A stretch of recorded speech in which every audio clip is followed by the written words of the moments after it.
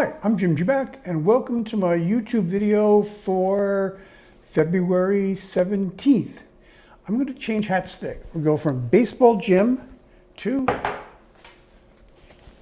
Filmy Jim, because we've got two, to me, exciting film events going on right here in New York. Film Forum is doing a 33 film Toshiro Mifune series, and I'm finally going to get to see Yojimbo, which I've never seen. Second is that my favorite t-shirt company, Boot Boys, is dropping a Antonioni t-shirt, Red Desert and Zabriskie Point today. Check it out, buy one. If you like this video, please like it. You can subscribe to my YouTube channel. That way you get notification when a new one's going up. We're doing about 3 a week right now. If you want to see more of my stock picks, 3 portfolios on my free site, jubakpicks.com, 6 portfolios including options and ETFs on my paid site, and that's jubakam.com. You can find links to that down below.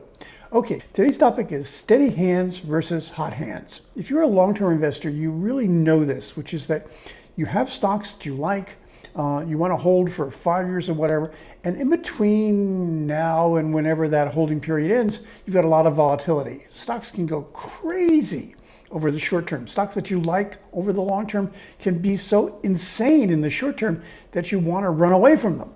In all markets, you've got a sort of division of ownership between investors who are steady hands. They're going to hold through a lot of turmoil, through a lot of volatility, and they'll provide a good base for the stock and its performance. And then you have hot hands, which flow into the stock when they think that the stock is trending up, momentum or something about the fundamentals, and then they sell it as soon as they either get what they wanted or they get disappointed. And right now, we've got a lot of hot money in virtually everything, which means that anything, no matter what its long-term story, anything that disappoints in the short term is subject to, well, selling. Let's look at 3 examples. First one is NVDA. The company announced its earnings Wednesday before the after the market closed. So what we're getting today is the reaction to those earnings. Stock is down, as you see, about 8%. And basically what NVIDIA disappointed about, they beat earnings, they raised guidance, they didn't raise guidance enough.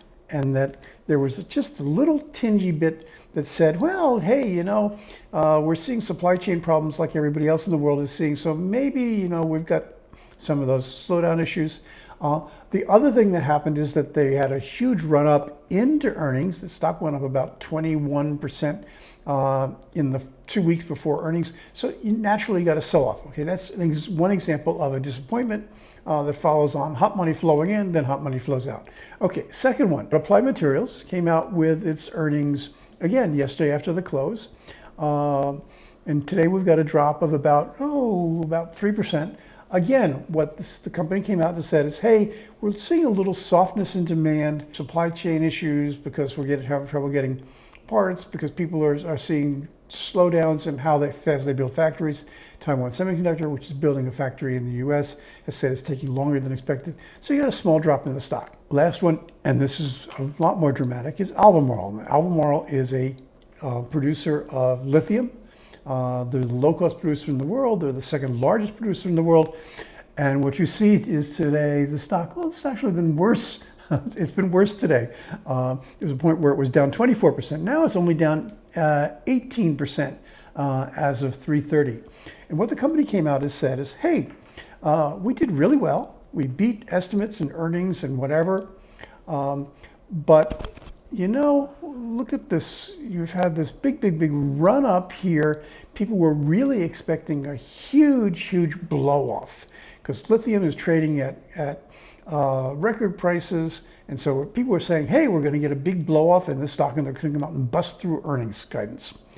And instead, what the company did is it raised its estimates for lithium demand by 30% through 2025. Not bad at all. But here's a reaction. I'll take this one analyst in isolation. This is the analyst at KeyBank. And he said, I was looking for growth of almost 90% in EBITDA. That's a measure of earnings. And I was looking for growth in that of about 90%. The company said, well, we're only forecasting 65 to 85% growth. So hot money said, hey, we've got this big run up, I'm going to sell. And a lot of people are selling today. If you're a steady hand, you're going to do one of two things in response to a day like today for these stocks.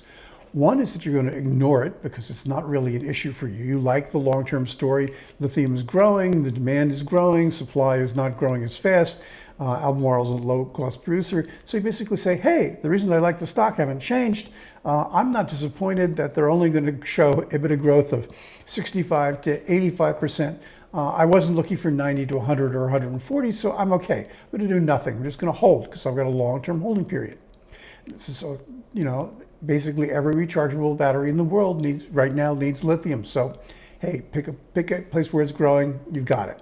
Second is that you might say, okay, I'm going to take advantage of the hot money, and I'm going to take advantage of that 20% soft day and buy some more, because I like the long-term story, and the short-term story is just short-term dip is just a buying opportunity. I belong in the second camp. I bought some Albemarle today from my personal account. All three of these stocks are stocks that I recommend either in the long term or the short term, or the long and the short term in my online portfolios. So check those out. And in fact, I just named Albemarle and NVDA in my latest special report on my paid site. I named them as one of the 10 core earnings you'd like to hold for the long term in the portfolio for the new market. So if you like this video, please like it, give it a thumbs up.